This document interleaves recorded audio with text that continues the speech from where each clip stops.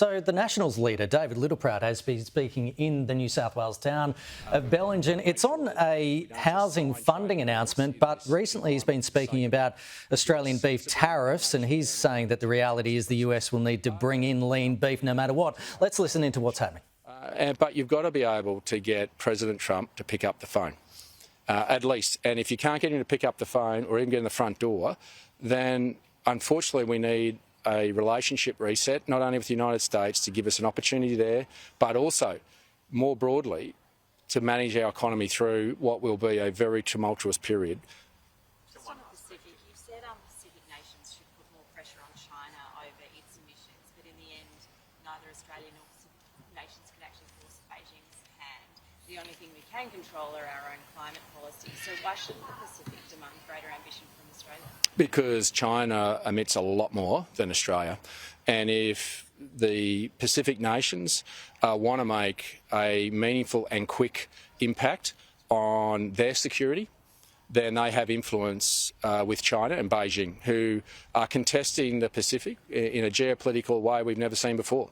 So there lies the opportunity for Pacific nations to actually push back with China, understanding that they are the biggest contributor to carbon and their threat to their livelihoods and lives.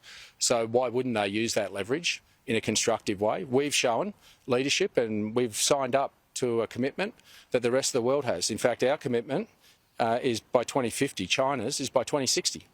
And when they're emitting a lot more, whatever we do will not have as significant impact as what China acting more swiftly on will have. But we're not running away from our commitment. That's why we are saying that we want to go to emissions-free nuclear technology to give us the baseload power we want. We'll have a grid that has 54% renewables, 38% nuclear. We'll have some gas, and gas very quickly in the short term, because that's the only way I can bring your grocery bill down and your energy bill down, and fix the mistake of Anthony Albanese, who, when they were last in government, sold all our gas to another country. We are fixing a problem. The reason we had to bring in an East Coast gas reserve is because Anthony Albanese was part of a government that told all those gas companies they could not put it in domestically. We're going to sell it internationally. And now we've got to try and fix this. So the reality is the problems that need to be fixed are ones that can be done quickly. And we're not running away from our commitments. But the best way to protect the Pacific is to get China to reduce their emissions quicker. Sorry, just one more on that. Yeah. Peter Dutton has ruled out a COP bid with the Pacific. Given the contest in the Pacific, how important climate change is to them and the fact that we are trying to maintain relationships there, why rule out such a key conference?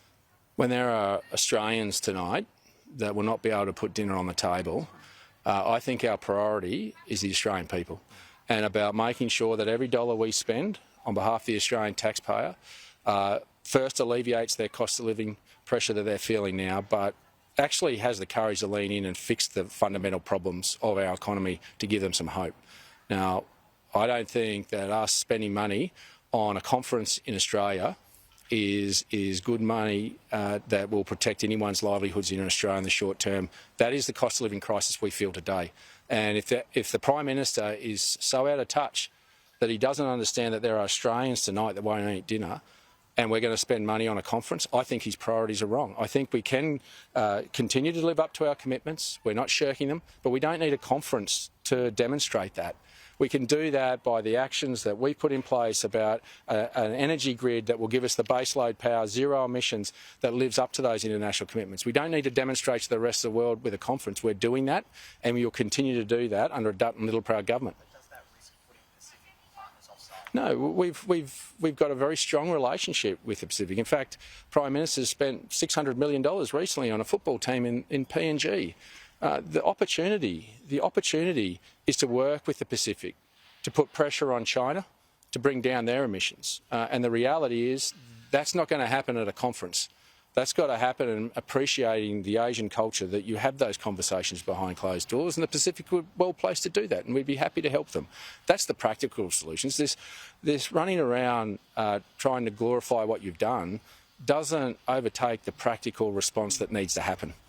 you can learn. OK, that's where we leave David Littleproud. If you want to keep watching his press conference, you can on the Sky News election channel, channel 603. Just a bit of context with that. Peter Dutton saying that he will ditch Labor's plan to co-host a global United Nations climate change meeting with the Pacific if he wins the election. He also claimed that Australian taxpayers will be up for tens of billions of dollars if they do host the event, which has been disputed as well.